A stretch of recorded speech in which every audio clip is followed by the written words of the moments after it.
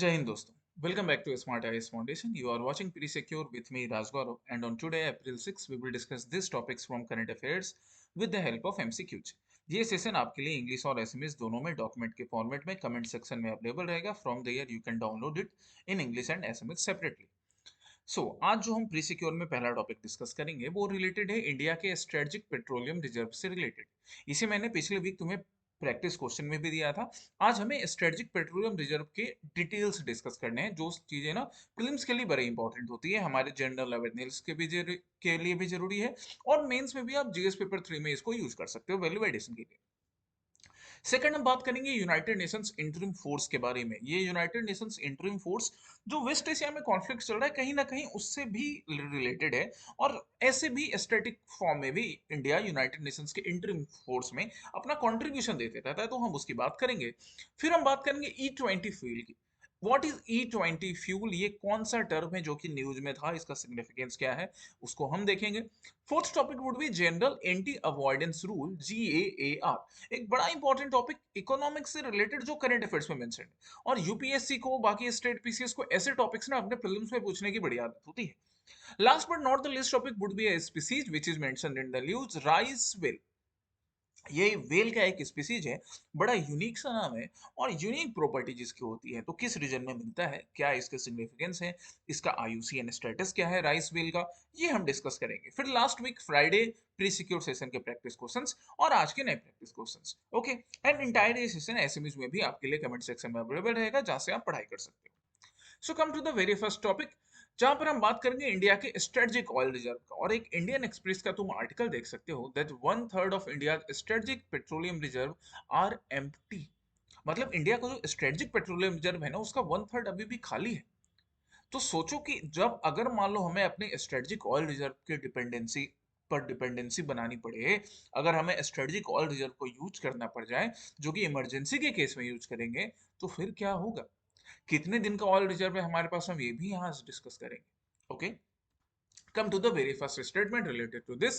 The Indian Strategic Petroleum Reserve operates directly under the Ministry of Petroleum and Natural Gas, which natural gas storing crude oil in highly secure underground unlined rock caverns. बिल्कुल, यहाँ पर आप ये जो structure देख सकते हो ना अंडरलाइन, ये यहाँ पर इस तरह से एक आपको लग रहा होगा कि माइंस जैसा कुछ एरिया है, टनल जैसा, यहाँ पर कटिंग का काम चल रहा है स्टोन का.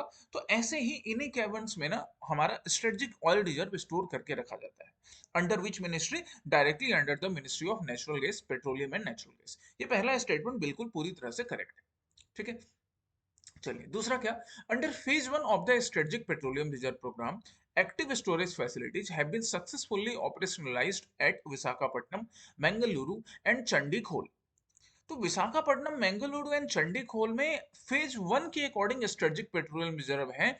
सही या गलत, तो ये स्टेटमेंट देखो एक्चुअली गलत हो गया. स्ट्रेटेजिक पेट्रोलियम रिजर्व का ना दो फेज है. आज हम फेज 1 और फेज 2 दोनों देखेंगे. तो यहाँ पर ये जो तीन प्लेस मेंशन है ना, एक विशाखापट्टनम है, एक मंगलुरु है, एक चंडीखोल है. चंडीखोल उड़ीसा में पड़ता है. तो ये जो तीन प्लेसेस है, ये एक्चुअली में दोनों ना फेज 1 से रिलेटेड नहीं है, फेज 1 और फेज 2 दो से रिलेटेड है. एक्चुअली चंडीखोल जो है, ये यहाँ पर फेज 2 का रिजर्व बनाया जाएगा. ओके, सो ओवरऑल ये स्टेटमेंट गलत हो गया. ये सारी चीजें हमें मालूम करनी है, छोटी छोटी मगर इंपॉर्टेंट बातें. Third, as a full member of the International Energy Agency, India is legally obligated to maintain emergency oil stocks equivalent to at least 90 days of its previous year's net import. अब सबसे पहली बात कि भाई India international energy agency का member ही नहीं है. जब इंडिया मेंबर ही नहीं है इंटरनेशनल एनर्जी एजेंसी का, मतलब फुल टाइम मेंबर नहीं है, फुल मेंबर की बात कर रहे हैं. जब India international energy agency IEA का फुल मेंबर ही नहीं है, तो फिर ये 90 डेज का जो स्टॉक बनाने की जरूरत है वो होगी ही नहीं. सो थर्ड स्टेटमेंट रॉन्ग हो गया पूरा का पूरा. ये उन नेशंस पे अप्लाई होता है ना जो फुल मेंबर होते हैं. इंडिया के पास इंटरनेशनल एनर्जी एजेंसी की ना फुल मेंबरशिप नहीं है. ठीक है. Fourth, the International Energy Agency, headquartered in Paris, operates under the framework of the OECD and publishes the flagship World Energy Outlook report. ये एक सिंपल सा फैक्ट है, आपको याद रखना है, पहले भी हमने डिस्कस किया है कि इंटरनेशनल एनर्जी एजेंसी ये OECD के फ्रेमवर्क के अंदर वर्क करती है, और एक अपना रिपोर्ट भी पब्लिश करती है जिसको वर्ल्ड एनर्जी आउटलुक रिपोर्ट बोला जाता है. फोर्थ स्टेटमेंट करेक्ट है. नॉट करेक्ट पूछ रहा था लेकिन हमसे, तो नॉट करेक्ट कौन कौन सा था, 2 एंड 3 ओनली. हम 2 एंड 3 ओनली चूज करेंगे, 1 एंड 4 ओनली मत चूज कर लेना करेक्ट नॉट करेक्ट बिना ध्यान दिए. ओके, चलिए अब आ जाइए इंडिया के स्ट्रेटेजिक पेट्रोलियम रिजर्व पे, जो कि ministry of petroleum and natural gas के अंदर वर्क करता है, जिसका मेन काम है एक बफर प्रिपेयर करके रखना कि in the case of emergency, जब सपोज हमारा इंपोर्ट बंद पड़ जाए, क्योंकि हम हाईली इंपोर्ट पे ही डिपेंडेंट होते हैं। लगभग 88% तक तो हम इंपोर्ट वाला यूज करते हैं, because we are the world's third largest consumer of crude oil. इसलिए कम से कम पेट्रोलियम प्रोडक्ट जलाएं, यही तभी भलाई होगी देश की। तो उस केस में जब सपोज मान लो कि हमारा जो स्ट्रेटजिक जो हमारा ऑयल है वो सपोज इंपोर्ट किसी वजह से स्टॉप हो जाता है, तो उस केस में हम कहाँ से ऑयल को यूज करेंगे? हम उसके लिए स्ट्रेटजिक पेट्रोलियम रिजर्व की तरफ जाएंगे, जो इंडिया के अलग अलग लोकेशंस में इस तरह से SPR1 phase 1 and SPR2 phase 2 में बनाया गया है। अभी देखेंगे हम ये फेज 1 फेज 2 क्या है। हम टोटल नेशनल स्टॉक पाइल की बात कर लें, तो combining the ISPR strategic reserve and the commercial stock, मतलब इंडिया का स्ट्रेटेजिक रिजर्व और कॉमर्शियल रिजर्व दोनों को अगर मिला लिया जाए, तो India currently has a total storage capacity approximately 74 days of its consumption, कि लगभग 74 डेज के बराबर ISPR और कॉमर्शियल कॉमर्शियल मतलब डिफरेंट जो प्राइवेट एजेंसी है उनके रिजर्व की बात करें, दोनों को मिला के तब 74 डेज का होगा। क्योंकि सिर्फ और सिर्फ अगर स्ट्रेटेजिक रिजर्व की बात करें ना, तो हमारे पास बस 9.5 डेज का ही है। इसका मतलब हमको प्राइवेट जो कॉमर्शियल एजेंसी हैं उनके भी रिजर्व पे ध्यान देना पड़ेगा। इंडिया का खुद का जो government on strategic oil reserve है वो बस 9.5 डेज का ही है। ठीक है। ये फेज 1 में कहां कहां पर बनाया गया? विशाखापट्टनम, बेंगलुरु एंड पुडूर में, इस कैपेसिटी के साथ। अब भारत सरकार ने ये डिसाइड किया कि हम फेज 2 भी बनाएंगे, जो कंप्लीटली पब्लिक या गवर्नमेंट ऑन्ड नहीं होगा, ये PPP मॉडल पर होगा, मतलब पब्लिक प्राइवेट पार्टनरशिप पे। 2021 से ये काम चल रहा है, जिससे एडिशनल 6.5 मिलियन मीट्रिक टन की कैपेसिटी बनाई जाएगी, एक चंडीखोल में और दूसरा पुडूर में। राइट। इसके लिए फ्यूचर प्रपोज साइट्स भी हैं कि हम इसके बाद राजकोट में, बीकानेर भी बनाएंगे। फिलहाल फेज 1 विशाखापट्टनम, बेंगलुरु एंड पडूर में है। फेज 2 कहां पर है? चंडीखोल एंड पडूर में। पडूर में मतलब हमारा फेज 1 और फेज 2 दोनों वाला है। चंडीखोल में फेज 2 वाली प्लानिंग है।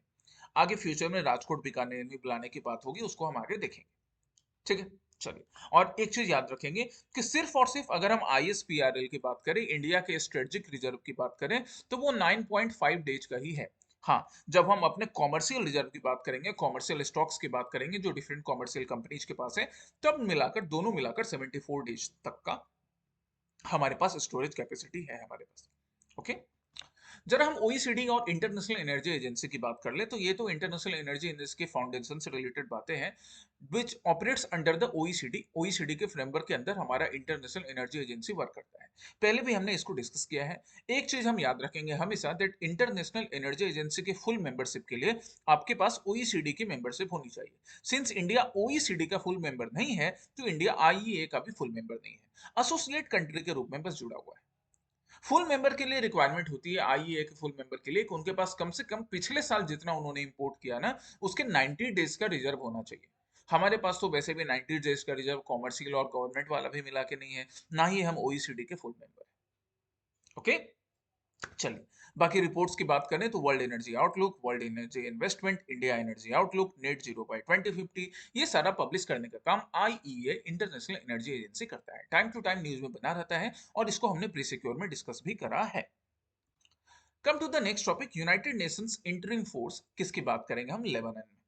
कि लेबनान में यूनाइटेड नेशंस इंटरिम फोर्स के इंडिया की तरफ से गए 3 जवानों की डेथ होती है, जिसके ऊपर इंडिया ने शोक व्यक्त किया। इंडिया ने ये भी बोला कि we condemn this death of 3 Indonesian, sorry, India condemns killing of 3 Indonesian UNIFIL peace keepers in south Lebanon. है ना, इंडिया की नहीं, इंडोनेशियंस 3 पीस कीपर्स की डेथ हुई है, तो उनकी डेथ पर भारत सरकार ने चिंता व्यक्त की। ठीक है, शोक भी व्यक्त किया, कंडेम भी किया इसको। ओके। चलिए, हम बात करते हैं अब UNIFL की, यूनाइटेड नेशंस इंटरिम फोर्स की। पहला स्टेटमेंट क्या है?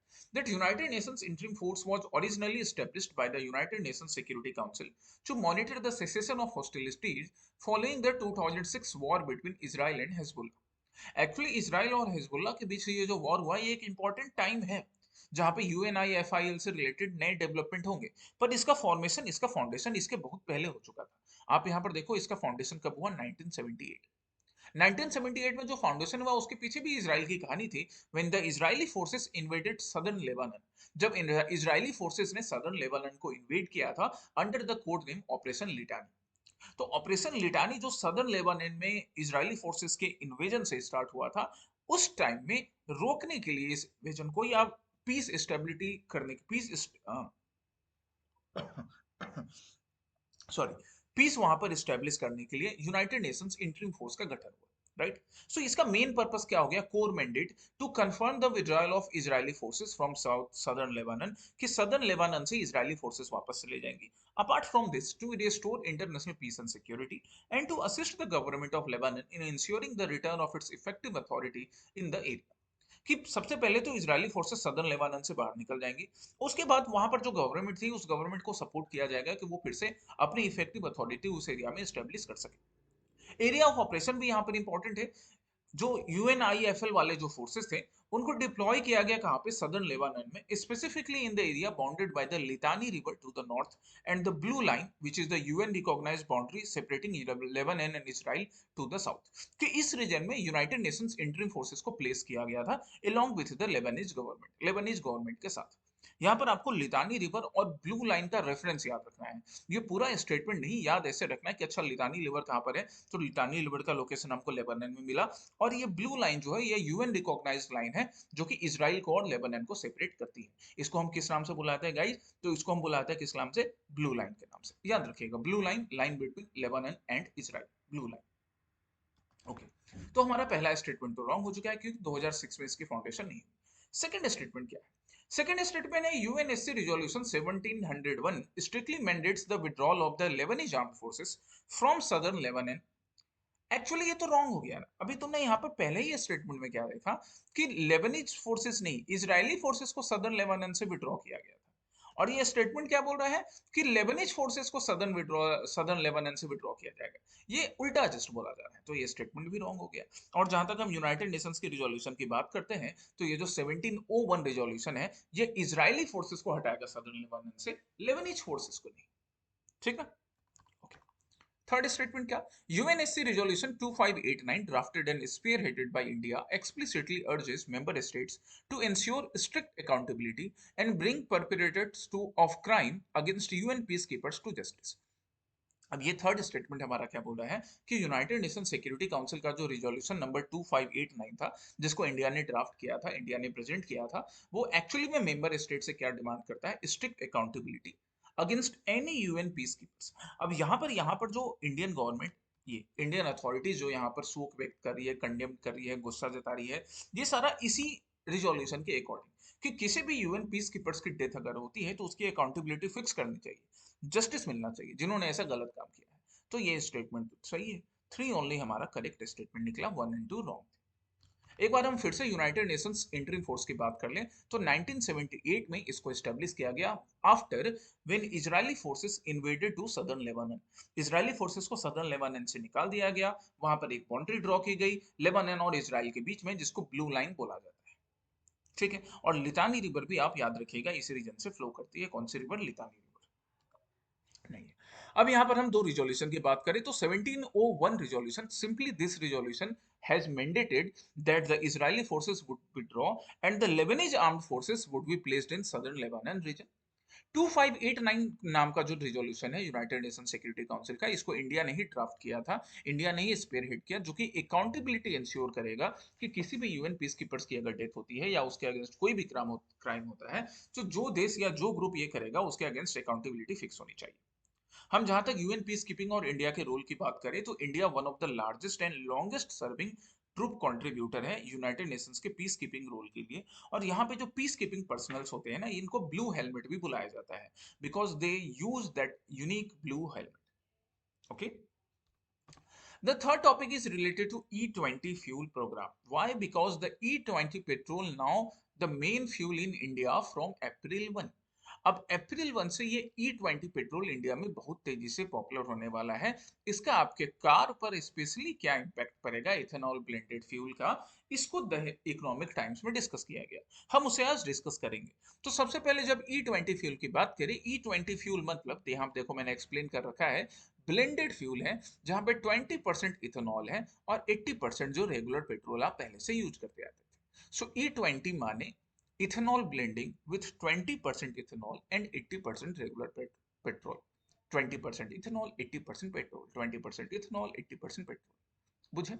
चलिए पहला statement, Under the amended National Policy on Biofuels, the Government of India has advanced the national target to achieve 20% ethanol blending in petrol to the year 25-26.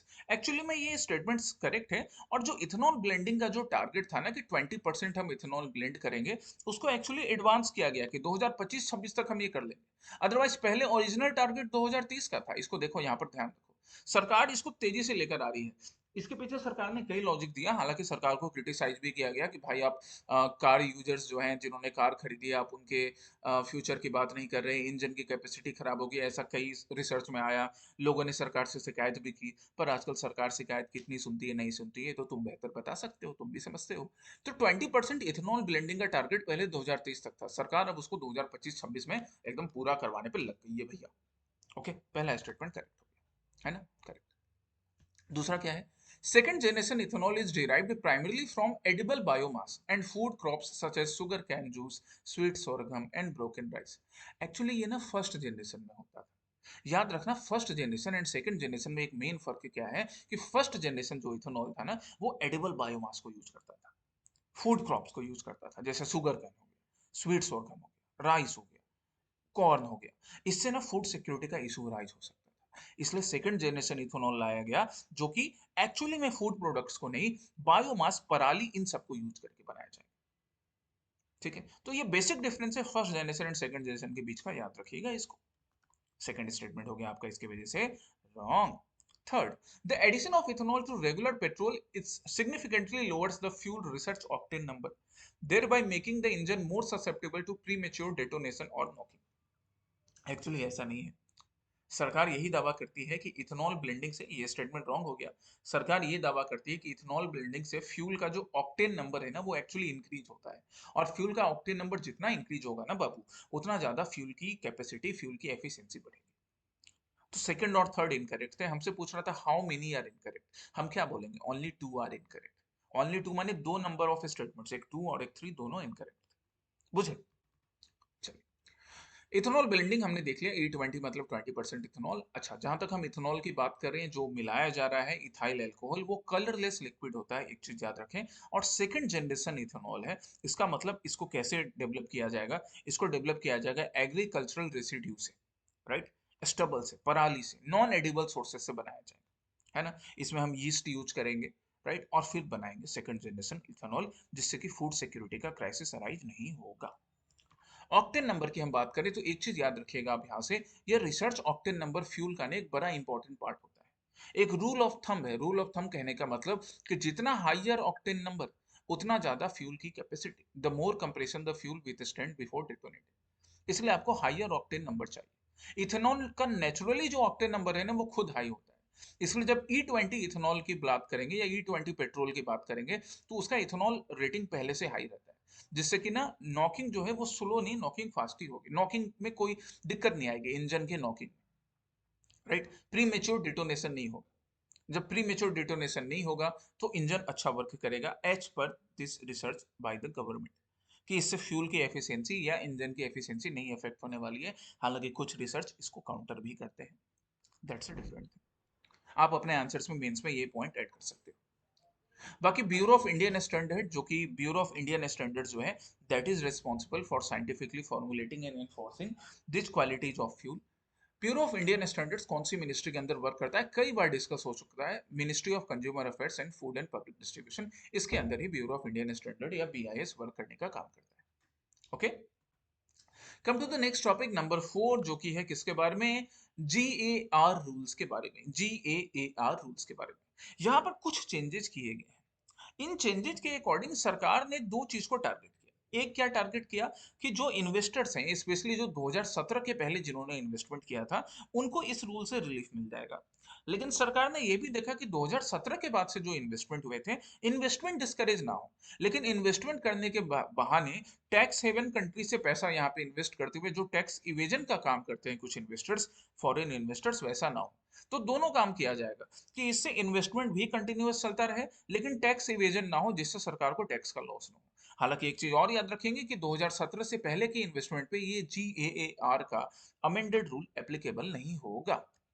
अब पहला statement, यहाँ पे असर्शन रीजन टाइप का question है। तो पहला assertion क्या, an individual और corporate entity utilising legitimate statutory deduction such as investing in public provident fund under section 80C to reduce their tax liability cannot be penalized under the general anti avoidance rule। एकदम सही बात है।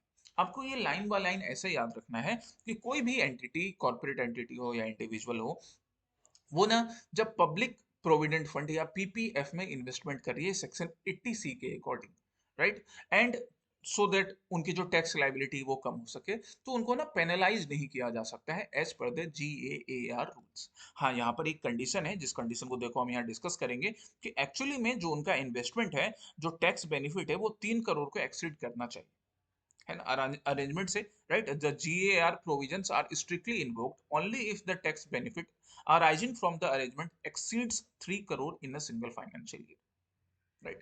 तब जाके GAAR का ये rule आपके लिए एप्लीकेबल होगा। इट मींस कि जो लार्ज इन्वेस्टमेंट होता है ना, इसको ऐसे सिंपल याद रखो, ये ऐसे अगर हर एक टर्म नहीं याद रहो तो ऐसे सिंपल याद रखिएगा कि जब लार्ज इन्वेस्टमेंट किया जाएगा तो उन लार्ज इन्वेस्टर्स को रिलीफ देने के लिए GAAR का रूल अप्लाई किया जाता है स्मॉल इन्वेस्टर्स के लिए।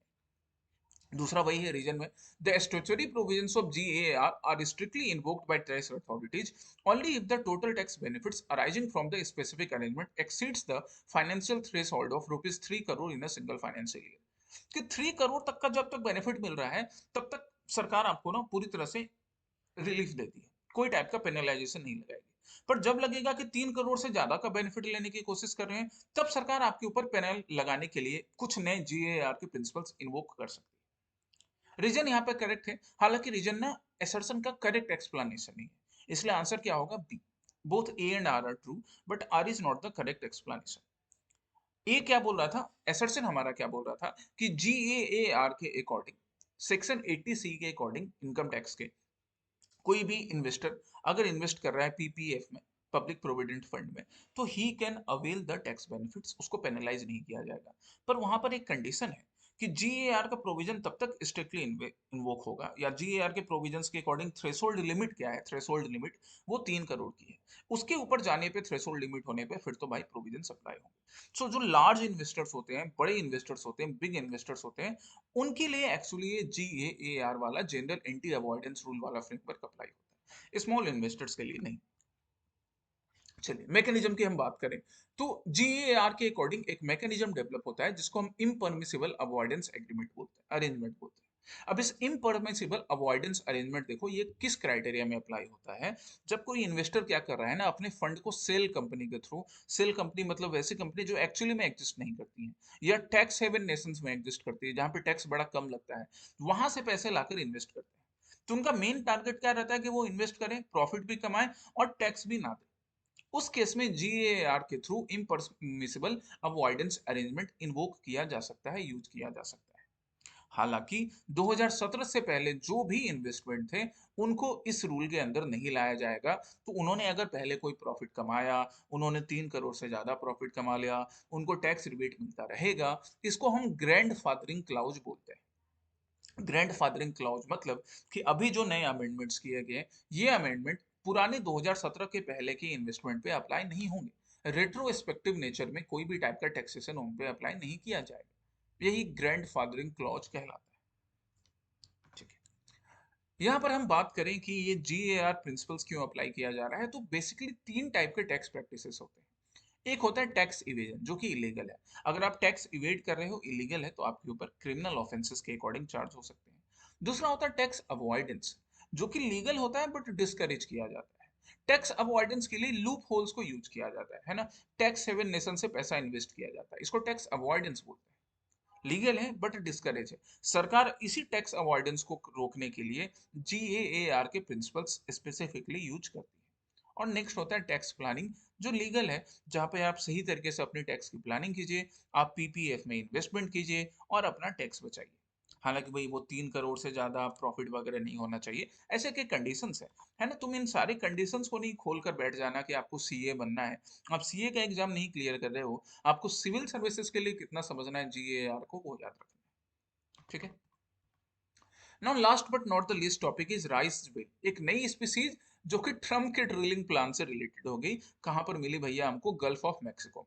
हर जगह ट्रम्प साहब घुस ही आते हैं। ये आपका राइस वेल है, one of the largest well species में से एक। इसकी बड़ी कुछ यूनिक स्पेसिफिकेशंस है, जैसे इसका फोटो देखो, ये पार्ट देखो। ये ना एक्चुअली में इसका दांत नहीं है, इसको हम बोलते हैं comb like keratin plates. Comb like है ना, वो कॉम्ब होता है ना कंघी, कॉम्ब लाइक केरेटिन प्लेट है, जो कि एक्चुअली में टिथ नहीं होता है, और इसी से ये खाने का काम करता है, right. Comb like keratin plates, this is not actually teeth, ये बड़ा यूनिक चीज है। और इसके फेस पर सामने ना दो ब्लो होल्स होते हैं। ब्लो होल्स जैसे पानी ऐसे फूर फूर करके निकालने का काम करता है, ये ब्लो होल्स दो होते हैं, एक नहीं दो दो ब्लो होल्स। ये यूनिक चीज है।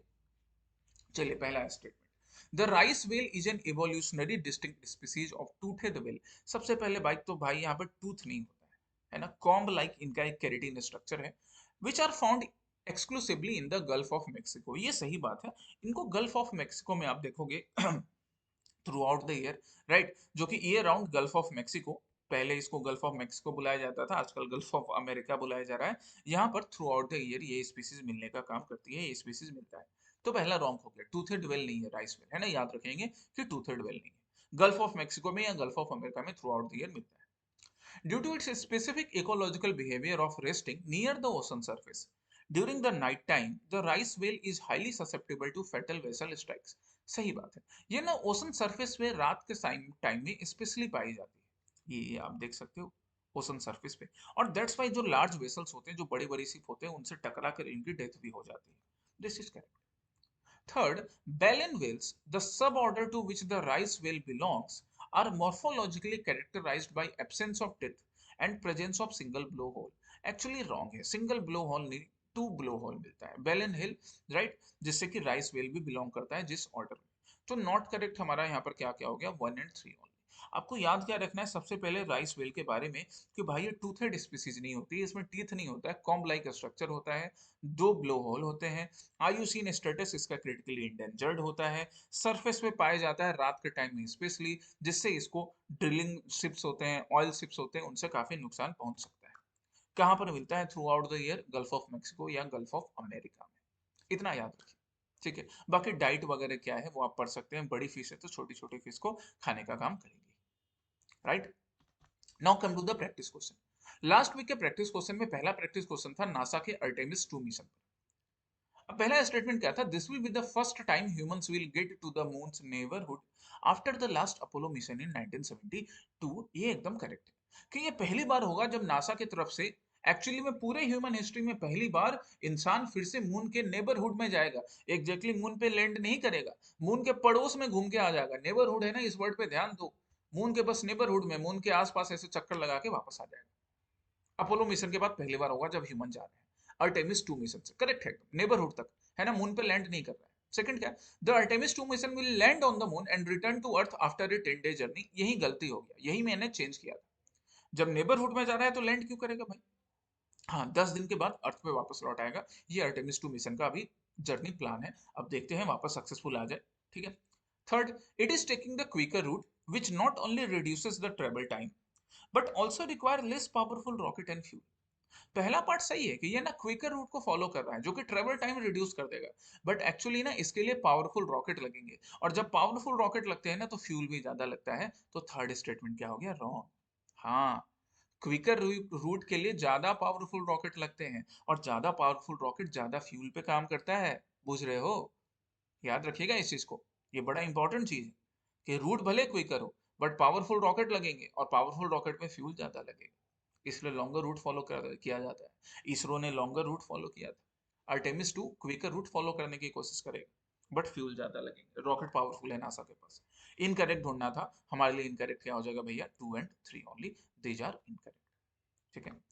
दूसरा प्रैक्टिस क्वेश्चन था मियां तानसेन से रिलेटेड, कि विथ रेफरेंस टू मियां Tansen which of the following statement is not correct. पहला स्टेटमेंट क्या, Tansen was the title given to him by emperor Akbar. यही गलत हो गया भाई, तानसेन टाइटल अकबर ने नहीं दिया था, अकबर ने इनको मियां का टाइटल दिया था रेस्पेक्ट के साथ, कि वाह मियां आपकी म्यूजिक तो बहुत बढ़िया है। तानसेन जिनका ओरिजिनल नाम है राम तनु पांडे, जो मध्य प्रदेश के रीवा डिस्ट्रिक्ट से मिलते थे, वहीं इन्होंने एक सूफी सेंट के अंदर इस्लाम को कबूल किया, और अपनी म्यूजिक की वजह से इनका नाम क्या पड़ा, तानसेन। बाकी तीनों स्टेटमेंट करेक्ट हैं, but one was incorrect. Tansen नाम अकबर ने नहीं दिया है, अकबर ने इन्हें मियां का टाइटल दिया था। ये बड़ा पॉपुलर क्वेश्चन है जो यूपीएससी ने दो दो बार पूछा है, याद रखिएगा इसको, ठीक है।